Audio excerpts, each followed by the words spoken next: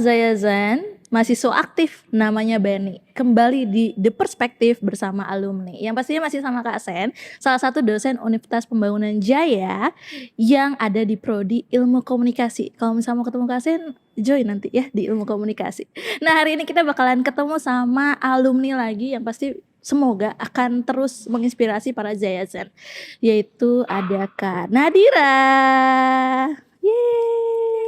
Kak Nadira, boleh diceritain Kak Nadira itu alumni dari prodi apa?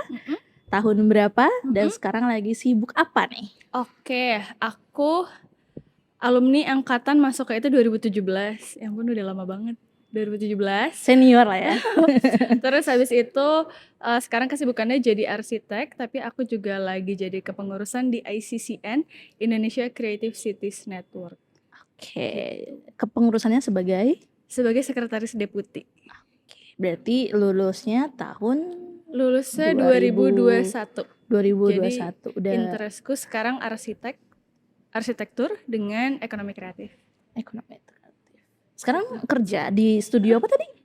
Studionya namanya DWA Plus Arsitek. DWA Plus Arsitek. Nah, kenapa Kak Nadi? Sekarang manggilnya apa nih? Tadi kita Nadira nih. Kalau misalnya ada teman angkatannya mungkin taunya Nadira. Iya. Sekarang sudah ganti skin katanya, jadi Nadi. Nadi. Karena sekarang udah jadi arsitektur profesional ya. Iya, sudah ganti brandingan. Udah ganti brandingan. Nah, Kak Nadi sekarang kan kita undang untuk ada di The Perspective. Sebelumnya terima kasih udah ada di sini. Terima kasih untuk undangannya. Asik. Karena kita bakalan ngebahas terkait Hari Arsitektur yang akan diperingati di tanggal 18 Maret. Menurut Kak Nadi sendiri, apa sih makna dari hari ini? Sebenarnya menurut aku makna dari Hari Arsitektur Indonesia tuh beragam banget ya. Mulai dari gimana caranya arsitek berusaha memperjuangkan budaya-budaya Indonesia lewat karya-karya kita. Terus buat aku sendiri sebagai pelaku, sebagai orang yang masih di dunia industrinya, menurut aku itu juga mengingatkan kita sebagai arsitek itu bukan hanya soal merancang, tapi gimana cara kita juga mengedukasi kliennya atau mengedukasi pihak-pihak lain yang akan berinteraksi sama kita. Dulu kenapa sih akhirnya masuk arsitektur? Kan 2017 tuh kayaknya belum hype banget tuh. Karena aku ngerasa arsitektur itu kayaknya salah satu hal yang kerap kali nggak kita pertimbangkan dalam kehidupan. Misalnya kita kadang masuk ruangan, masuk kamar, masuk rumah kayak ya udah as it is aja. Tapi ketika aku mempelajari arsitektur, iya ya ternyata rumah ini nyaman karena aspek apa. Kenapa mall satu dengan mall yang dua, wah iya ya vibe-nya yang satu lebih mewah. Aku jadi yang kayak, ya jangan-jangan misalnya contohnya kita ke masjid, ada masjid yang plafonnya tinggi banget, itu kan kesannya kita jadi seperti lebih tunduk sama yang kuasa. Sedangkan untuk yang di musola kita tetap tunduk tapi mungkin level kekhusyuannya berbeda. Jadi menurut aku arsitektur itu secara nggak langsung juga mempengaruhi perilaku manusia juga. Jadi kamu tuh senang untuk melihat bagaimana makna di balik sebuah bangunan ya awalnya. Betul. Akhirnya masuk arsitektur. Nah, kalau ngomongin dulu akhirnya masuk karena itu, sekarang sudah lulus dari prodi arsitektur, sudah ini belum profesi? Belum profesi. Oh, nanti profesi ya di UPJ sudah ada teman-teman. Profesi baru tahun lalu. Yes. Semoga bisa cepat bergabung. OTW ya. OTW. Nanti bisa punya studio sendiri kalau misalnya udah arsitektur. Amin. Ya. Amin. Bener ya? Jadi kalau misalnya udah arsitektur, udah profesi baru bisa punya studio. Sekarang belum bisa karena belum ada surat izinnya ya. Kalau sekarang jatuhnya aku masih di bawah studio yang sekarang dengan supervisi. Jadi kalau ada apa-apa, pekerjaanku sudah ada yang meriksa gitu. Oh, udah ada yang handle di atasnya ya. Dan itu nama bangunannya berarti atas nama studio itu ya. Kalau kamu udah punya profesi kan bisa atas nama kamu ya. Bisa masuk ke portofolio lebih tepatnya. Lebih tepatnya ya. Dan bisa lebih memegahkan sayap gak sih? Betul. Lebih bisa apa ya, mungkin kalau dari yang aku pelajarin sekarang banyak banget arsitek-arsitek yang terlalu fokus untuk merancangnya aja, tapi kadang lupa mikirin tentang aspek perihal gimana dampaknya ke lingkungan. Jadi perkara desainnya bagus, oke, tapi ternyata nggak Nggak sustainable, eco-friendly ya. jadinya indah di mata, tapi belum tentu apakah itu indah buat alam kita juga atau enggak. Ini nih yang membedakan lulusan arsitektur UPJ dengan yang lain kayaknya. Bener. Karena lulusan arsitektur UPJ dari kemarin Kasen ketemu sama lulusan arsitektur UPJ, pasti yang dibahas adalah bagaimana merancang sebuah bangunan yang ramah lingkungan dan tidak membuat lingkungan menjadi rusak.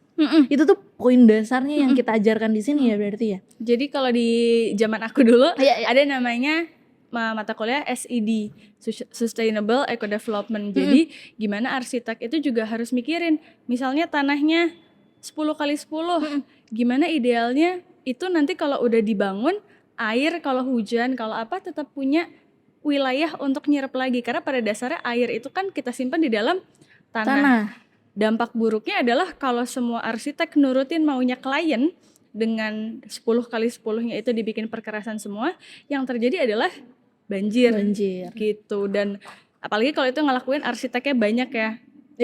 Akhirnya kan semua orang ibaratnya kayak satu orang bilang cuma 1 botol plastik kok, tapi yang mempraktekkan ada 1000. Akhirnya kan jadi kerasa dampaknya. Sama halnya kayak gitu. Kalau arsitek tidak berusaha mengedukasi kliennya atau berusaha ngingetin, akhirnya dampaknya adalah segala kerusakan yang terjadi di situ. Menurut aku itu jadi kayak dosanya kita juga gitu buat aku personally ya. Aduh, kalau ngomongin studio nih, studio yang tempat kamu sekarang bekerja dengan studio pekerjaan kamu di kampus, ada nggak sih culture shocknya? Culture shocknya adalah ada banget lagi. Kalau misalnya di kuliah itu kan kita nggak dikasih tahu batasan budget ya. Jadi kita bisa sekreatif kita, semaunya kita. Ketika kita udah ketemu klien, udah di kantor, itu kita jadi yang harus ngerem nih. Misalnya kliennya mau bentuknya dengan gaya tertentu, tapi begitu kita berkreasi banget, ternyata wujudnya mahal. Atau ternyata teknologi untuk mewujudkan itu belum ada gitu. Jadi kalau misalnya pas lagi perancangan, itu kan kita bisa seliar-liarnya karena belum ada batasan budget, belum ada batasan kliennya suka atau enggak. Kalau pas lagi di studio kan kita meresponnya dari dosennya mereview, ini kenapa kayak gini, ini landasannya apa, segala macam. Sedangkan kalau kita ketemu klien, kalau dari klien tuh uniknya adalah mungkin karena sesama manusia. Jadi misalnya dia habis jalan dari Singapura, mau lihat nih yang kayak gini, kemarin aku udah habis jalan dari sini, lucu, ganti dong desainnya gitu. Sedangkan jadinya kan desain kita yang sebelumnya semakin bergeser dan semakin berubah gitu. Dan sebenarnya kerap kali adalah kalau kita desain di studio itu kan kita udah ngebayangin orangnya siapa, perilakunya seperti apa. Kalau misalnya kita di dunia nyata, itu tuh kita yang menyesuaikan perilakunya mereka. Jadi kamu harus pengenalan lagi. Kadang ada juga klien yang pingin rumahnya minimalis, tapi pola hidupnya tidak minimalis. Akhirnya desain yang udah kita bikin seminimalis mungkin, ketika udah keluarganya masuk, ketika barang-barang dia udah masuk segala macam, akhirnya tetap chaotic atau tetap jadinya vibe-nya nggak minimalis. Karena mungkin kebiasaan orang Indonesia juga ya kan, ada yang suka nyimpen barang atau apa, kenang-kenangan dari zaman kecil apa segala macam. Akhirnya kesan minimalisnya itu jadi berkurang. Kabur gitu. Jadi berarti nih Zayazan yang masih kuliah, mahasiswa UPJ masih kuliah, ya berhayalah terus di studio mumpung masih kampus, bisa berkreasi seliar mungkin. Ya, berkreasi lah. Nanti kalau misalnya udah ada di studio beneran di dunia kerja, ya banyak batasannya guys. Nah, ngomongin bangku kuliah, Nadi, mata kuliah apa sih yang paling kamu suka? Selain tadi tuh, aku karena orangnya suka banget perihal yang berhubungan dengan sosial, ekonomi, aku dulu paling suka studi perancangan kota. Studi perancangan kota. Siapa yang ngajar? Dulu zaman aku yang masih ngajar Ibu Eka Permanesari. Oh, Bu Eka. Iya. Gitu. Nilainya berapa dulu? Nilainya dulu amin. Oh, amin. Ya, ini ketahuan suka ya. Kenapa suka itu? Karena menurut aku studi perancangan kota tuh menarik banget untuk mengamati suatu daerah ya. Misal, ini kita sering banget lihat. Misalnya paginya dia ruko, malamnya rukonya tutup, Mm-mm. jadi angkringan. Oh iya Itu iya. kan secara nggak langsung ada space juga. Mungkin si angkringannya nggak ada bangunannya, tapi dengan adanya angkringan ada space yang digunakan untuk aktivitas. Menurut aku itu udah nunjukin bahwa gimana relasi arsitekturnya, gimana dampak suatu ruko Mm-mm. tanpa ada hitam di atas putih, Mm-mm. mungkin sama tukang nasi goreng, Mm-mm. tukang angkringannya apa segala macem. Ternyata dalam satu waktu di satu tempat bisa jadi ruko dan bisa jadi angkringan. Itu menurut aku menarik banget. Gimana yang ruko biasanya tuh yang punya atau yang kerja pasti menengah ke atas. Mm-mm. Sedangkan angkringan biasanya kita konotasikan untuk teman-teman yang lebih suka yang lebih low budget. Mm-mm. Dan menurut aku itu indah aja gimana caranya dua ekosistem ini bisa saling support satu sama lain tanpa ribut, walaupun pasti ada juga beberapa ruko yang ribut dengan penjualnya, tapi menurut aku lewat studi perancangan kota tuh kita belajar tentang behavior orangnya, gimana sejarah kebudayaannya di kota itu atau di tempat itu. Jangan-jangan itu skripsi kamu ya? Bukan, skripsi bukan. aku tentang lingkungan. Oh tuh kan, balik lagi kalau UPJ itu pasti arsitekturnya pasti bahas-bahas lingkungan. Menurut ya. aku Kita itu sesayang itu sama lingkungan memang. ngaruh banget sih, karena aku nggak kebayang tanpa adanya mata kuliah SID itu kayak atau jadi kita setiap merancang itu selalu ditanya aspek sustainable eco development-nya di sini Iya. apa. Dan kerap kali kalau orang dengar istilah green building tuh literally bangunannya hijau, banyak tanaman gitu kan. Padahal sebenarnya banyak banget sistem-sistem di dalamnya yang bisa kita coba upayakan. Iya. Misal dari cross ventilation itu misalnya ruangannya kita bikin ada 2 bukaan, jadinya udaranya sirkulasinya Iya, ngalir gitu. Jadi lebih adem ya. Atau misalnya ada klien minta saya mau ini semua di daerah dibikin area perkerasan. Kita coba suggest, Bu, ini ada produk ini dia keras tapi dia bisa nyerap air. Nah, itu kan jadi win-win solution. Kita tetap berusaha memperjuangkan atau ngedukasi ke masyarakat atau ke klien bahwa air tuh pada dasarnya harus diserap oleh tanah. Kalau misalnya nanti di bawah airnya udah nggak ada atau bahkan airnya karena nggak bisa nyerap dia di atas, dua-duanya ibu atau bapak akan merasakan dampak negatif ya, kekeringan misal air nggak keluar dan kerusakan bahan material itu ya. Karena kadang klien kerap kali mempertimbangkannya lebih kayak ke gue bayar aja retribusi gitu. Sedangkan menurutku retribusi uang itu yang nanti akan kena dampaknya kan bukan ke alam lagi gitu. Bener. Jadi dari retribusi itu menurut aku nggak apple to apple dengan kerusakan alamnya gitu. Ini juga menjadi salah satu tantangan ya buat kamu di dunia kerja ya. Jujur untuk mengedukasi bahwa lingkungan itu penting banget untuk kita jaga, walaupun kita mau bikin gedung yang sebagus apapun kalau misalnya lingkungannya rusak ya percuma gitu.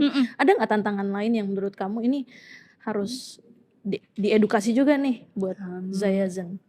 Buat Zayazan apa ya? Intinya kalau menurut aku mencobalah untuk menjadi selokal mungkin. Kalau aku karena aku tertarik sekali dengan arsitektur Nusantara atau vernakular, aku berusaha banget untuk nerapin dari bangunan-bangunan itu.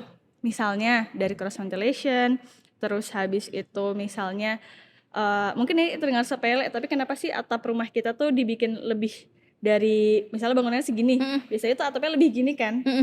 Itu biar kalau misalnya hujan dia nggak tampias terus dinding kita jadi ada bekas-bekas airnya gitu. Atau misalnya biar kalau panas yang bagian kena panas itu biasanya area bawah, tapi yang atasnya kita juga nggak jadi kegerahan gitu. Terus habis itu misalnya di bagian-bagian tertentu kita kasih bolongan-bolongan sirkulasi udara biar udara di dalam ruangan tetap ngalir gitu. Terus lagi ya menurut aku it's always nice atau kalau bisa wajib untuk selalu berusaha menyisipkan nilai-nilai atau sustainable eco development di dalam desain kita. Dan menurut aku peran arsitek itu so much more than just tukang gambar, tapi di situ ada juga hak-hak orang lain dan alam yang kita perjuangkan.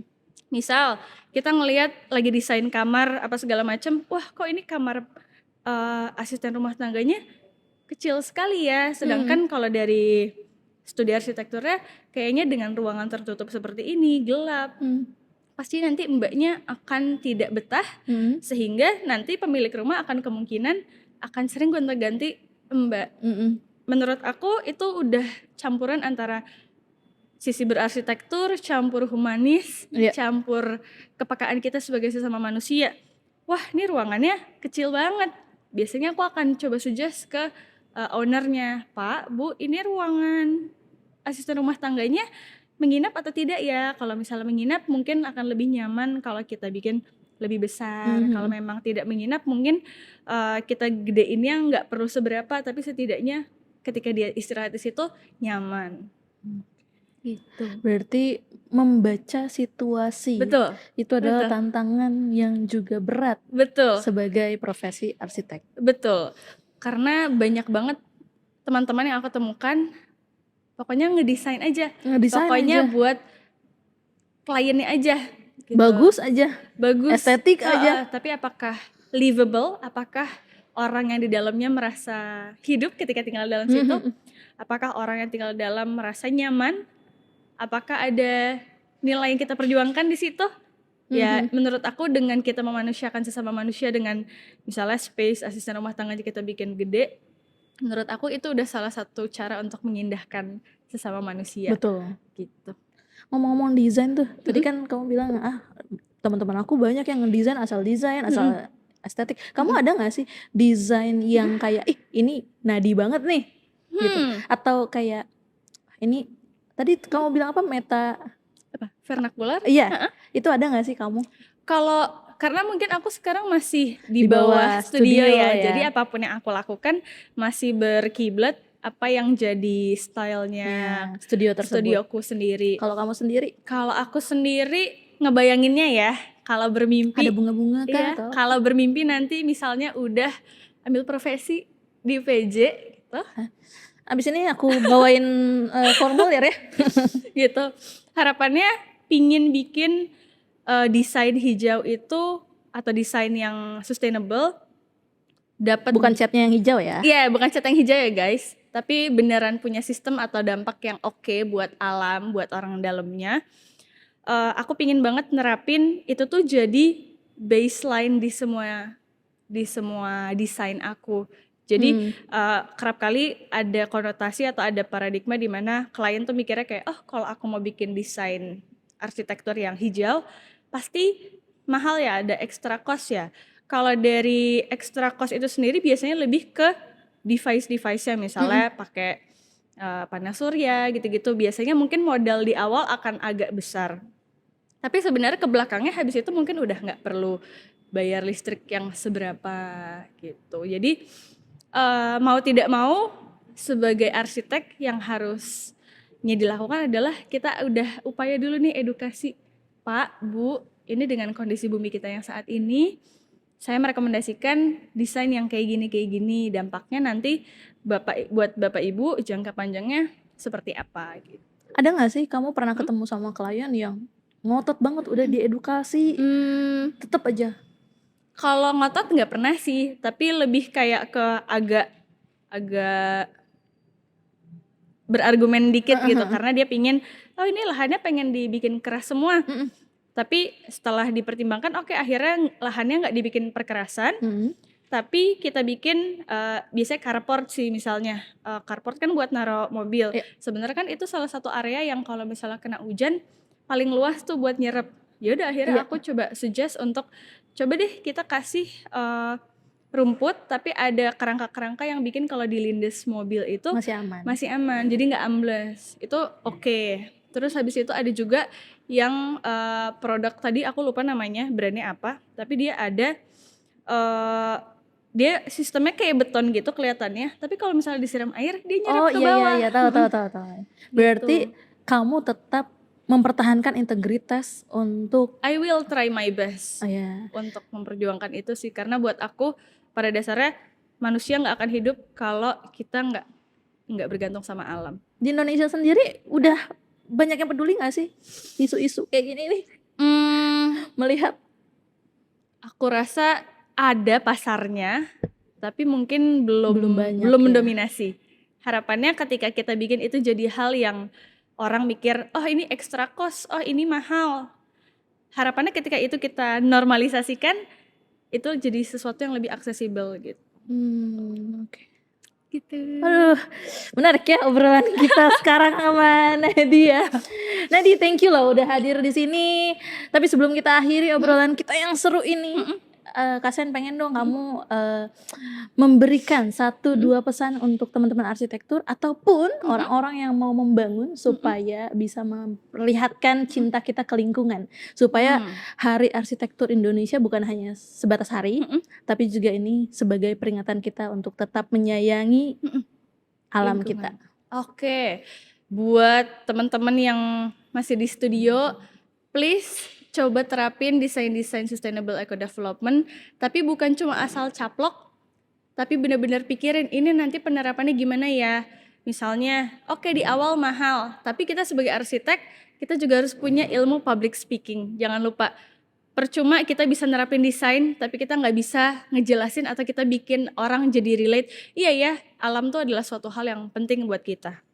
Terus habis itu, kalau misalnya kalian tertarik dengan hal-hal yang berbau sustainable eco development, kalian bisa banyak melihat ke vernakular atau arsitektur Nusantara kita. Mungkin yang orang banyak kira kalau teman-teman masyarakat ada tuh kayak, oh mereka bahan-bahannya cuma pakai bambu apa segala macam. Banyak orang yang konotasinya ngelihat mereka tuh nggak tahu teknologi.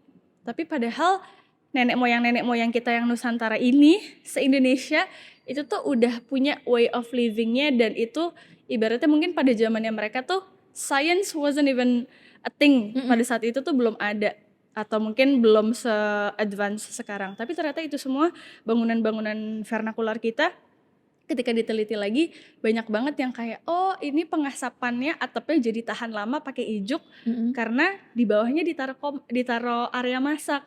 Jadi pengasapannya langsung mengawetkan ijuk-ijuknya. Buat aku itu kayak wow, genius banget Genius gitu. banget ya. Something yang pasti udah dilakukan secara berulang kali sama nenek moyang kita sehingga jadi way of life.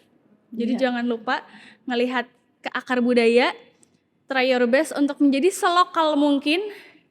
Mau ngikutin style luar boleh, tapi coba kita kasih twist dikit untuk tetap mengupayakan arsitekturnya Indonesia.